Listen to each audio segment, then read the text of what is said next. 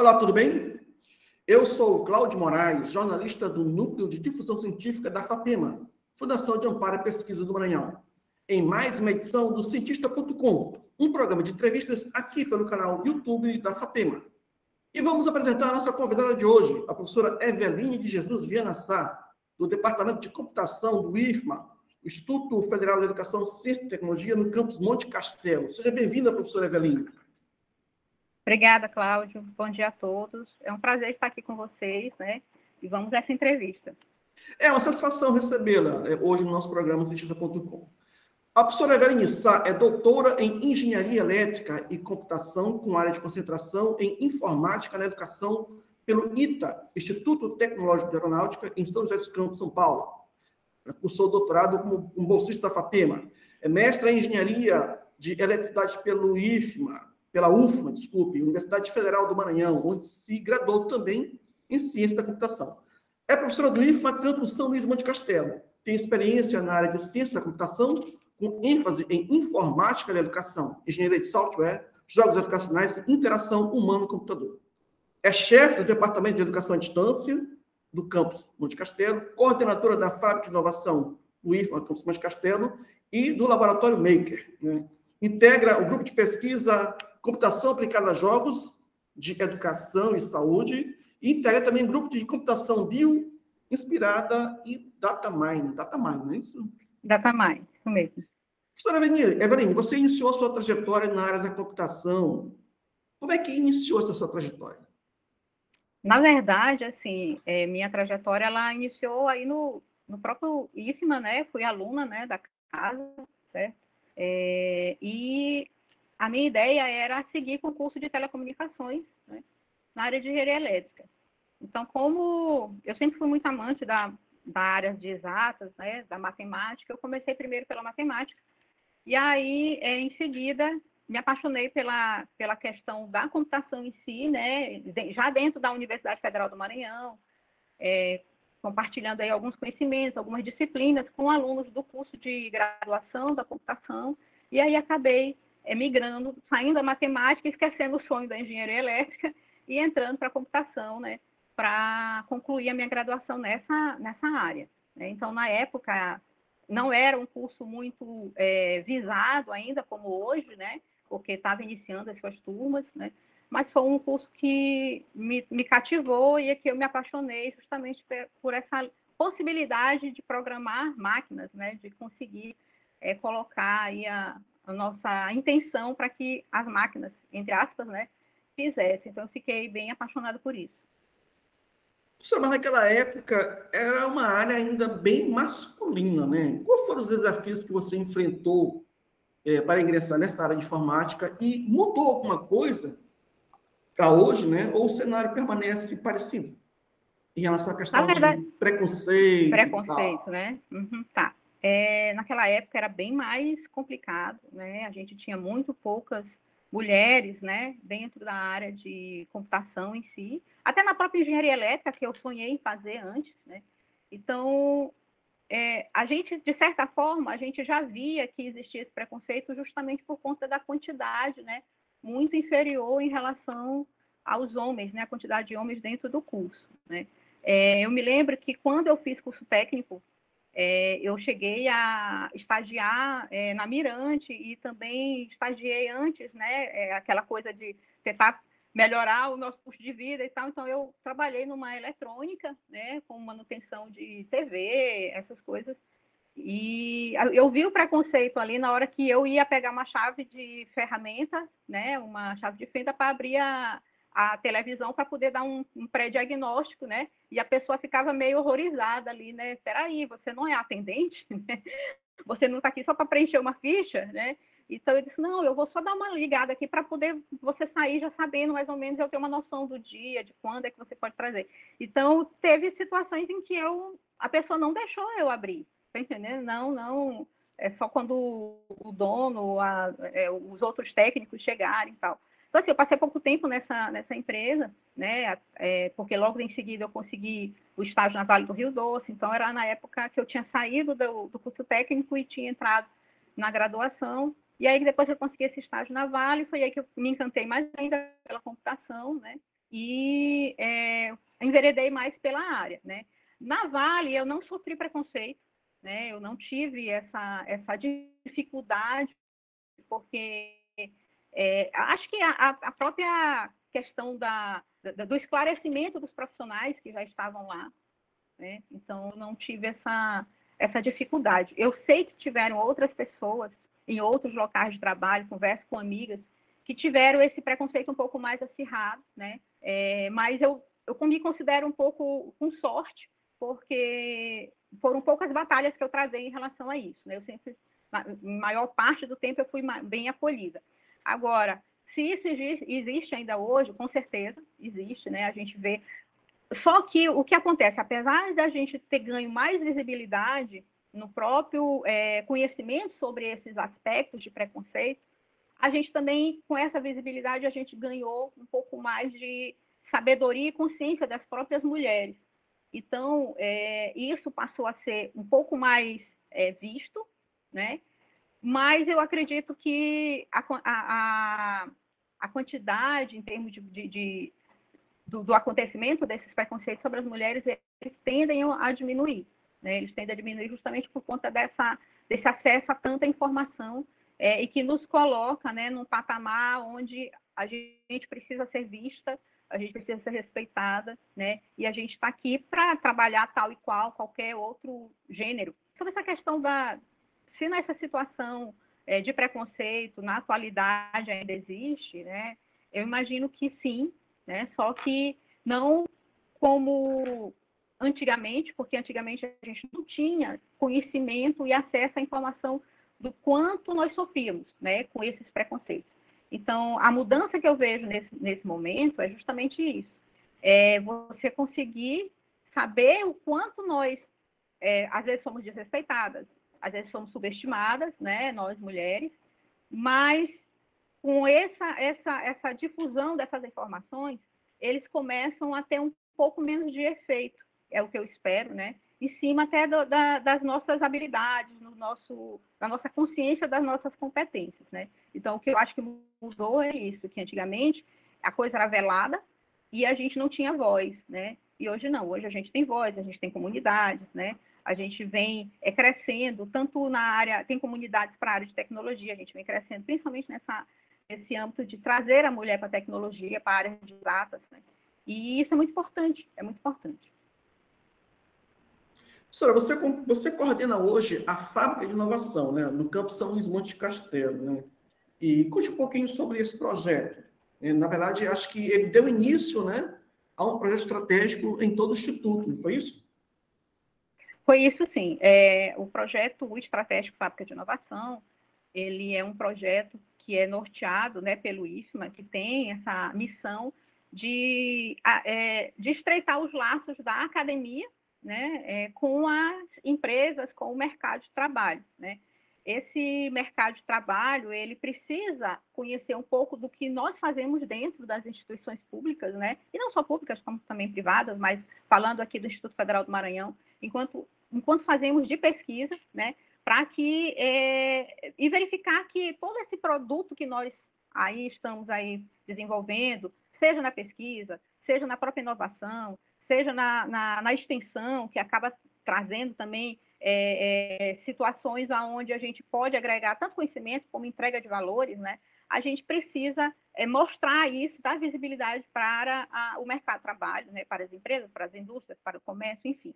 Então, a fábrica de inovação é justamente isso. Só que como, né? Como é que a gente consegue fazer isso? Através de estratégias de solução de problemas, né? Com o uso de técnicas inovadoras, né? Então, colocar, por exemplo, o problema no centro do processo de desenvolvimento, né? E aí o problema, você já traz ali não só o problema em si, mas tudo que permeia aquele problema, já é uma estratégia de olhar diferente para o encontro de solução, né? De solução computacional, ou seja, outra solução como outra qualquer, de qualquer problema de qualquer área, né? A gente pode aplicar essas estratégias inovadoras. Então, a fábrica de inovação, ela veio trazer essa forma, né, de ver os problemas e de como solucioná-los, né, e estreitar esse laço com o mercado.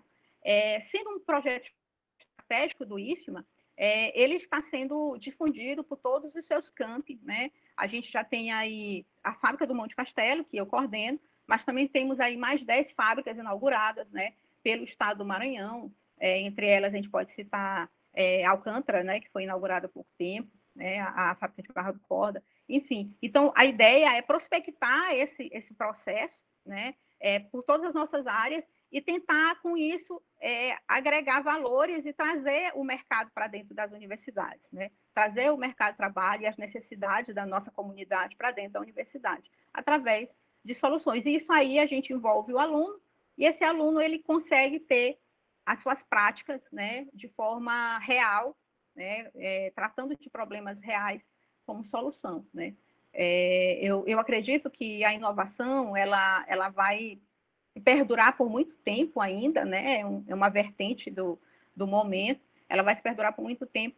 E eu já aplico, e assim como outros professores do Instituto, a gente já, de certa forma, já aplica isso, não só dentro da fábrica, mas isso já nasceu até dentro das nossas próprias disciplinas, né? Então, a gente conseguiu se encontrar mais, se ver, né, nessas ações da fábrica de inovação, porque nós, de certa forma, já fazíamos meio que internamente, às vezes sem saber o nome, né? Mas a gente já aplicava, né, esse tipo de abordagem, né, para os nossos alunos. Professora, vamos falar assim, na questão prática, né, para quem está nos ouvindo, Uhum. né, um empresário ou uma associação sem fins lucrativos, né, ou um ente público que precisa ter um problema, como é que funciona esse diálogo com a fábrica de inovação? Como ele pode Tá. chegar até a fábrica? No caso, por exemplo, do Campus Monte Castelo, que a senhora é coordenadora. Tá bom. Nós temos o site, né, inovaisco.edu.br, né, lá a gente tem um portfólio onde a gente apresenta nossas habilidades, né, nossas competências, né, porque cada fábrica tem sua característica, né. Então, a fábrica do Monte Castelo, a partir desse portfólio, ela mostra, né, todo o nosso know-how, nossa expertise em como solucionar, né, e em que área solucionar, como, por exemplo, além da área de tecnologia, que eu faço parte, né, tem a área de materiais, né, tem a área de química, né, tem a área de biologia. Então, assim, a gente apresenta até por conta da própria formação dos institutos federais, que ele é multidisciplinar, né?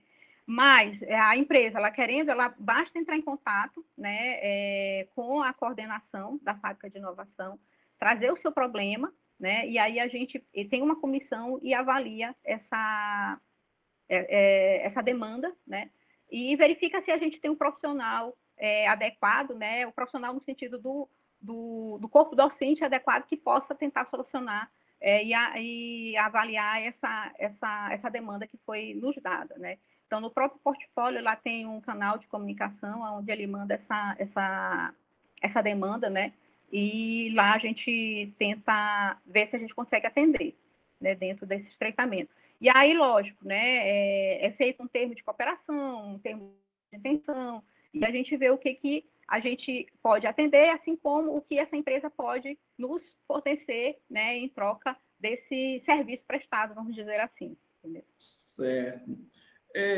O Laboratório Maker, né, do Campus Monte Castelo, ele tem ligação com a fábrica de inovação? Ele surgiu pelo... Eles conversam entre si, né? Bem, o Laboratório Maker, ele surgiu a partir de um edital da CETEC, um edital nacional, né? Aonde eles iam construir e implantar, né, laboratórios Maker dentro dos institutos federais pelo Brasil, né? Então, nós concorremos e ganhamos, né, 3 laboratórios Maker, que são laboratórios onde a gente desenvolve a cultura do it yourself, né, faça você mesmo, a cultura mão na massa, né, a aprendizagem onde o aluno é o protagonista. Os laboratórios Makers, eles são mais...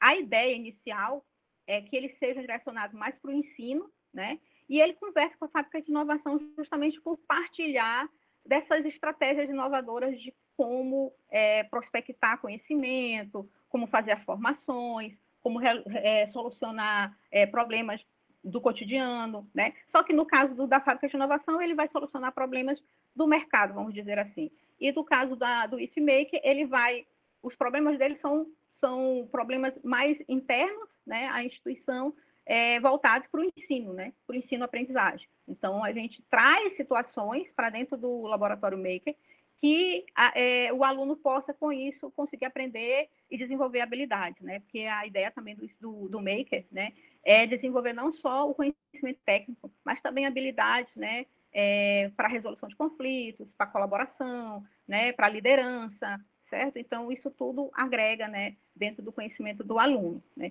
O Monte Castelo, assim como o Bacabal e Santo Inês, que foram contemplados, né, esses campi, nós estamos no momento de construção do regimento, né, para começar a dar início às atividades do Laboratório Maker, né, dentro de cada um dos seus campi, né? E, de acordo com a desenvoltura, vislumbra-se aí a CETEC já vislumbra um novo edital para aprimoramento desses laboratórios, né? Porque nós participamos desse edital e esse edital já tinha o tipo e a quantidade de equipamentos que iam ser implantados, né, que iam ser entregues para a implantação desse laboratório. Então, eles querem fazer um aditivo, né, e estão chamando, no caso, um edital da fase 2, que é justamente para os laboratórios que foram contemplados, né.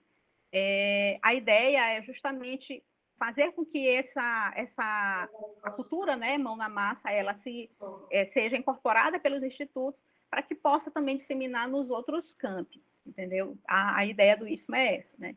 Então, eu estou coordenando, nós passamos esse ano passado, de 2021, recebendo os equipamentos, fazendo as licitações, então os equipamentos já, nem todos foram conseguidos, né, por questões burocráticas da própria trâmite, né, licitatório de instituições públicas, mas a gente já está aí a posto da formação, né, porque é uma metodologia nova, né, para nós, professores do Instituto, né, alguns aplicam, né, com a minha grata surpresa, com o professor Almineto, ele já trabalha com robótica, que é uma das vertentes da cultura faça você mesmo, né, da cultura Learn by Doing, e provavelmente a ideia é fazer com que ele seja o novo coordenador do Laboratório FeeMaker, justamente por conhecer e por ter essa expertise já dentro desse tipo de metodologia, né? Então, a gente arrumando a casa, né, deixando o laboratório a posto para ser utilizado, e criando o restante do regimento,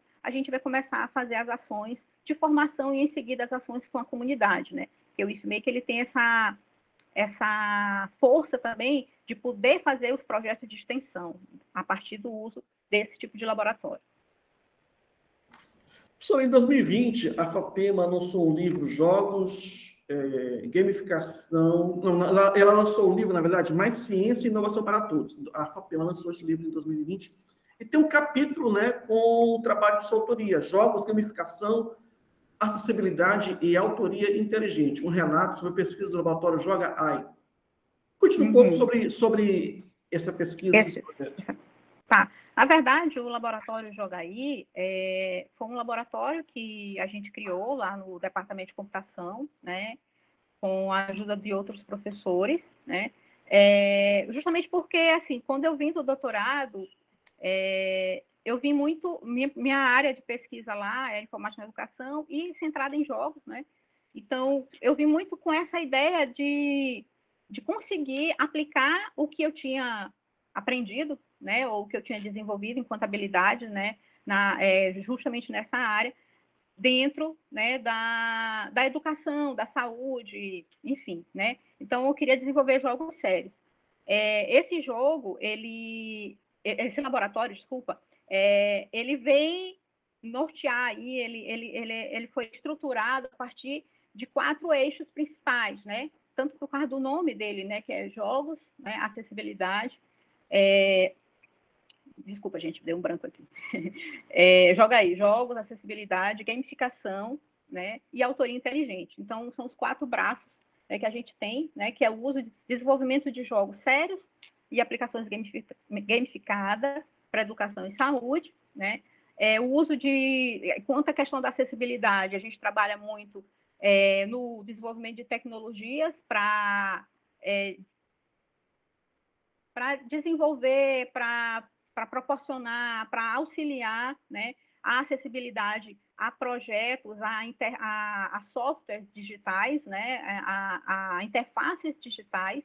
Então, aí a gente se preocupa com acessibilidade para o público idoso, a gente se preocupa com acessibilidade para algumas deficiências, né, como coordenação motora, pessoas com limitações, né, e alguns aspectos como o autismo também. Então, a gente fez um conjunto, né, foi uma época muito legal do laboratório, que tinha muitos professores envolvidos e foi uma dinâmica muito interessante, porque a gente acabou atendendo um público bem diverso, né? Então, a gente teve aí jogos para a saúde, aí eu posso citar o Mutuca, né? Que foi um jogo para o combate ao mosquito Aedes aegypti, né? Teve o Aprendendo com o Alex, que foi um jogo para o público autista, né? Infantil.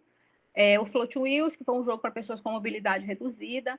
O Log Easy++, que é uma aplicação gamificada, só que o que ela é legal é que ela permite a configuração do que vai ser aprendido, vamos supor assim. É um jogo que pode ser utilizado para ensinar geografia, como pode ser utilizado para ensinar história, como pode ser utilizado para ensinar, sei lá, matemática, né? Então, ele é configurável, né?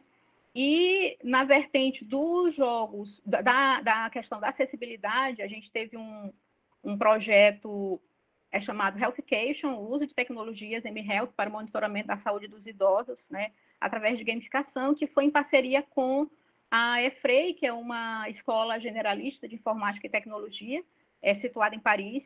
Então, esse tipo de trabalho foi muito interessante, porque a gente conseguiu trocar experiências com professores dessa universidade, né, desse instituto, e desenvolver um trabalho onde a gente pudesse pensar no idoso como o usuário, né, um usuário de sistemas computacionais, um usuário que precisa de uma interface um pouco mais trabalhada, né? Então, aí a gente fez um estudo em cima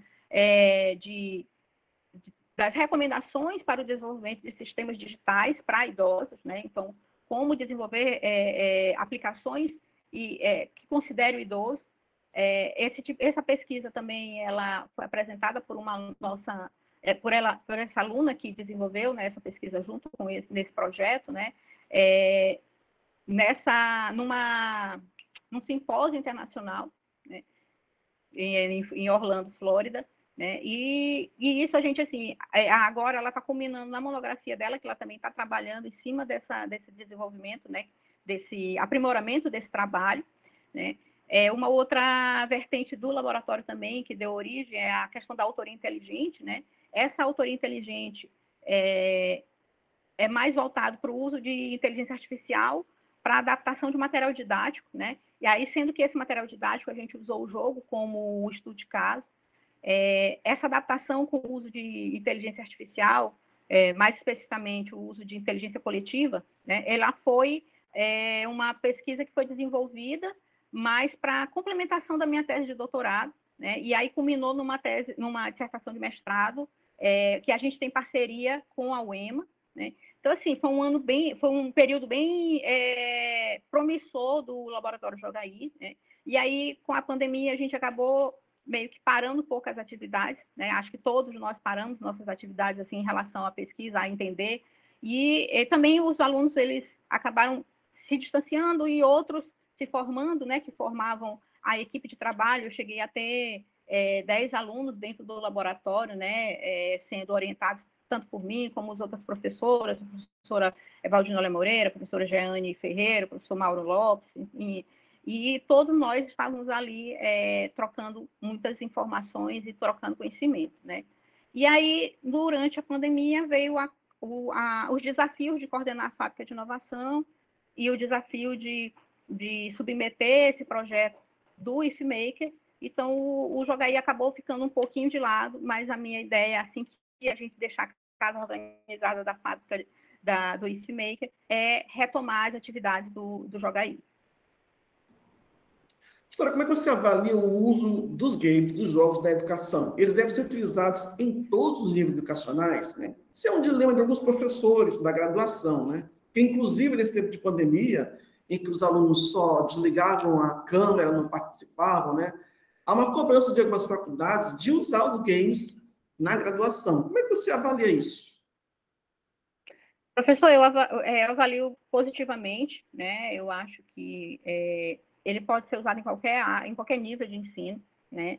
As pessoas acham que o jogo ele só vai ser bem aproveitado se for na educação infantil, e não é, né? Lógico que o nível do jogo e o público do jogo, né? Uma vez que se eu tô um jogo para educação infantil é uma coisa, um jogo para ensino fundamental tem um outro conjunto de regras de jogabilidade, tem um outro conjunto e outros parâmetros de interface, assim como um jogo para graduação, né? Então, o que vai levar é o porquê que eu quero fazer esse jogo, para que eu quero, o que eu quero ensinar com esse jogo, se for um jogo sério, né?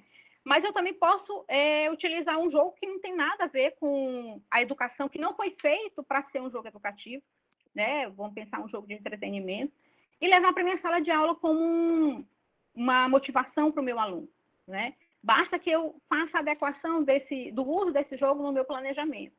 Então, assim, o jogo, ele é uma ferramenta excelente para estimular, para motivar, para desenvolver habilidades, né? Não só o conhecimento, se o jogo for para matemática, não só o conhecimento de matemática, né? Mas também ali, se o jogo for cooperativo, ele desenvolve ali a colaboração junto com o coleguinha do lado. Se o jogo for competitivo, ele também desenvolve, contanto que a gente coloque a competição de uma forma sadia, né? Se o jogo exige uma habilidade motora, ele vai acabar desenvolvendo isso no aluno também. Se o jogo ele utiliza e necessita de raciocínio lógico, de raciocínio espacial, né, ele também vai desenvolver isso no meu aluno. Então, o importante é a gente planejar antes de usar, né? Então, o jogo ele pode ser usado em qualquer nível, né? Contanto que a escolha do jogo seja de acordo com o público. Não dá para pegar um jogo de ensino fundamental ou ensino médio e levar para graduação. A não ser que sejam aqueles AAA, e aí é diferente, que aí ninguém para de jogar, né? A gente envelhece e continua jogando. Então, enfim. Mas, quando se trata de um jogo sério, ele precisa respeitar o seu público, né? Para poder ele ter o efeito, né, que a gente espera enquanto aprendizagem. Você considera, então, que o desenvolvimento de jogos educacionais é um nicho de mercado com potencial no Maranhão? Sim, considero sim. Inclusive, assim, uma parte... eu também fui associada, não, como é que a gente fala, meu Deus? Eu fui participante integrante, né, desculpa, integrante da AMA Games, que é a Associação Maranhense de Desenvolvedores de Jogos do Maranhão, né? Foi logo que a gente iniciou as ações de jogos, né? Então, eu me sinto muito gratificada por ter feito parte dessa prospecção desse ecossistema, né, de jogos no Maranhão. Hoje a gente tem empresas que desenvolvem jogos, né, e que são respeitadas aí fora, né, não só regionalmente, mas também nacionalmente, e que têm feito bastante jogos jogos que têm sido premiados, né, em simpósios, em eventos de renome, né. Então, esses jogos, eles foram criados, são prata da casa, são feitos aqui, são legitimamente maranhenses, né, e isso é importante porque vem de uma história já de muita luta, né? E hoje a gente já está sendo reconhecido, né, nacionalmente com esses jogos que estão aí nos representando, né? Então a AMA Games ela fez um diferencial muito grande porque ela conseguiu fazer com que tanto os profissionais que almejavam trabalhar com games, né? E assim como aquele estudante lá da graduação ou estudante do ensino médio que estava ali aprendendo sozinho, né? Ele se encontrou representado pelos eventos, pelas ações da AMA Games. Então, eles têm uma diretoria hoje muito forte. Eu fui consultora uma época na área de jogos para educação e acessibilidade, né? Justamente por conta de tudo que a gente desenvolveu no Jogaí. Então, o Jogaí era muito próximo, né? Todos os eventos, todas as ações que a AMA Games estavam presentes, a gente estava ali também colaborando, não só como integrante da comunidade, mas também representando o IFMA através dos jogos, né? E esse crescimento foi muito interessante também, porque devolveu para a nossa instituição também. O próprio IFMA, ele lançou um edital, ele tem um edital, né, que já está no quinto ano consecutivo, que é o edital da fábrica de jogos, né? Então, foi uma visão que o IFMA teve, né, justamente considerando esse crescimento de jogos no Maranhão, e nós temos aí um edital onde os professores, juntamente com seus alunos, podem submeter as ideias de jogos, né, para serem fomentadas pelo próprio Instituto. Então, isso, para mim, foi uma vitória muito grande. Hoje, eu não faço mais parte da AmaGames, até porque eu acho que a minha missão, nesse momento, já foi cumprida, né? Eu tenho outras ações, né? Mas ela já está muito bem estruturada, muito bem representada, né? Então, e ela abriu essas portas, né? A organização dela abriu essas portas para a comunidade, né? E aí eu só vejo cada vez mais os números crescendo, os jogos sendo contemplados e premiados aí em alguns eventos. Nos fala um pouquinho sobre a sua pesquisa, né? Um jogo Forest Math, um estudo de caso para validar requisitos de ludicidade GRD. Do que trata esse jogo, né? Tá. O jogo veio de uma iniciação científica, né? Com um aluno meu, aliás, 2 alunos, né? Mas aí um outro enveredou para outra área, para a sua monografia, e eu continuei com o Herbert, né? E ele quis levar essa iniciação científica para a monografia dele, né? Ele defendeu agora esse mês passado. Esse jogo, a ideia é um jogo 3D, então é nosso primeiro jogo 3D que foi desenvolvido. E a ideia é justamente criar um ambiente bastante lúdico e muito mais, vamos dizer, interativo, né? Porque a gente, assim, o jogo sério é um jogo que, dependendo da complexidade do conhecimento que fica ali transversal ao jogo, ele acaba, se a gente não tomar cuidado, ele acaba se tornando um pouco chato, vamos dizer assim, né? Ele tem esse estigma. E aí, uma pesquisa anterior foi justamente de um aluno que também defendeu como monografia, foi justamente fazer um levantamento em cima dos jogos que existem, né, tanto sério como jogos não sérios, vamos dizer assim, um jogo de entretenimento, e identificar ali o que torna um jogo, né, interessante, estimulante, divertido, vamos dizer assim, né? Então, a ideia é validar o que a gente fez como as recomendações para um jogo, né, que são os requisitos de ludicidade. E esses requisitos de ludicidade, eles servem de norte, né, de orientação para o desenvolvimento do Forest Math.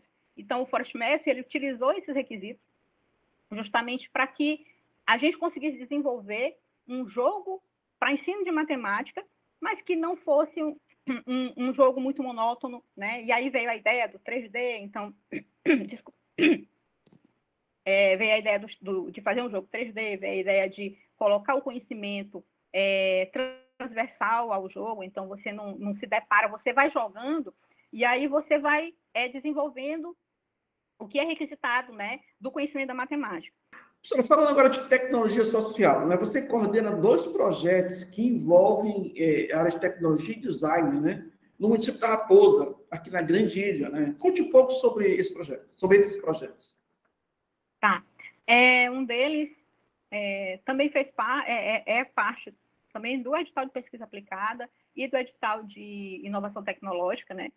A ideia, a partir do contato com a professora Ádila, que fez um mestrado na área, né, de design aplicada às confecções regionais, né, lá dentro do município da Raposa, a gente viu que ela trouxe esse problema, né? A Raposa tem uma cultura muito forte, né, dentro do desenvolvimento das rendas, através da estratégia que eles têm, das rendas de biuro, né? E ela observou que antigamente a gente ia na Raposa e via aqueles corredores enormes, né? O corredor da Raposa das rendeiras, né? E hoje ela está sendo substituído progressivamente por confecções, né? Venda de confecções. Justamente porque a renda ela passou a não ser, eu imagino que por conta do crescimento tecnológico e do próprio, talvez falta de ações, de políticas que pudessem trazer essa comunidade da Raposa, e assim como outras, né, ter acesso maior às tecnologias, eu imagino que justamente isso foi fazendo com que a venda fosse diminuída, né, a regionalidade fosse começada a ser esquecida, né, a cultura, né, do fazer, né, o rendado, né.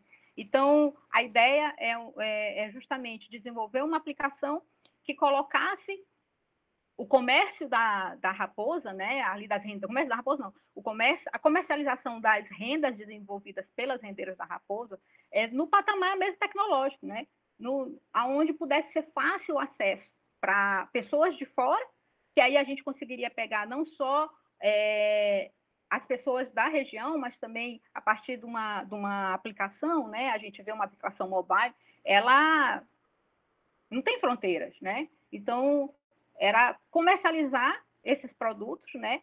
Fortalecendo aí o aporte, tanto financeiro como até cultural das nossas rendeiras, né? Mas a ideia, o diferencial, não é apenas fazer um e-commerce, como outro qualquer, né? Era também, dentro dessa aplicação, trazer o valor da produção, né? O valor do artesanato, o valor da Dona Maria que desenvolveu aquele lindo tapete que foi utilizado, que está ali pendurado, né? Saber como se deu o processo, né? Então, o valor que foi colocado aí dentro desse projeto foi justamente isso. Não só prospectar, não só difundir, mas também de conscientizar e valorizar, e assim, quem sabe, a gente consegue que aqueles corredores comecem a ter novamente, né, o seu espaço, né, que já foi tão bem utilizado, né? Então, essa é a ideia. Esse projeto também ele foi feito em 6 meses, no mesmo formato que foi o da Vale do Rio Doce, e aí a gente entregou, foi parceria também com a Secretaria de Turismo, né, lá da Raposa, e aí a gente está com um protótipo e a gente está aí também começando a ver as possibilidades de implementação de fato desse projeto, para que essas rendeiras elas possam ter uma melhora aí dentro da sua produção e da sua percepção, né, das outras pessoas para com o trabalho delas. Professor, nosso tempo já está bem adiantado, né? Antes das suas considerações finais, a gente poderia dar uma olhada naquele jogo, né? Só um momentinho. O Forest Math.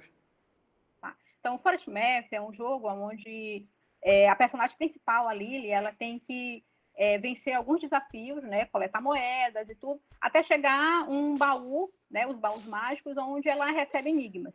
Então, esses enigmas é que contém aí transversalmente o conhecimento da matemática que está sendo trabalhado naquele momento. Então, esse jogo, a ideia desenvolver aí, fazer uma revisão em cima dos conhecimentos básicos das operações, né, as operações matemáticas, né? Só que são enigmas que envolvem um contexto do jogo, né? E aí ela passa aí, ela tem os seres que ela tem que matar, né? Que vencer, né? A partir do seu arco e flecha, né? Que é o que ela tem. Mas à medida que ela vai conseguindo vencer esses desafios dos baús, ela vai adquirindo aí outras armas, outras possíveis personalizações, né? Então, como ele é um jogo 3D, ele acaba fazendo com que o jogador ele fique mais imerso, né, no jogo, e aí acaba que ele nem se dá conta do que ele está tendo que buscar de conhecimento, né, para a prática das suas operações, né, e da solução dos enigmas. Ok, professora, muito obrigado. Professora, vamos... A FAPEMA agradece por sua participação, muito obrigado por ter aceito o nosso convite e repasso a palavra a você para as suas considerações finais. Bem, eu inicialmente agradeço a FAPEMA, né? Boa parte dos meus projetos ela foi fomentada pelas bolsas da FAPEMA, né? E a UIFMA também. Eu acho que a pesquisa ela só tende a crescer dentro do nosso estado. A pesquisa sempre foi algo que eu trago desde criança, sempre foi uma coisa muito nata dentro do meu desenvolvimento como profissional e até mesmo pessoal, né? E eu acho que sem a pesquisa a gente fica um pouco perdido, né, em relação às escolhas que a gente faz, né? você usa a pesquisa para tudo na sua vida, né? E eu imagino que mais políticas públicas direcionadas para fomentar essa pesquisa, assim como a FAPEMA vem fazendo, né? Mas eu queria que isso fosse também visto para dentro das instituições, não só as instituições de renome, mas também as instituições que precisam aí de um aporte para que ela cresça, né? Então, nós do IFMA, a gente vem trazendo a pesquisa nas nossas raízes, desenvolvendo isso, né, e agregando valor para o nosso aluno e também que a pesquisa seja algo que possa ser entregue para a sociedade, né?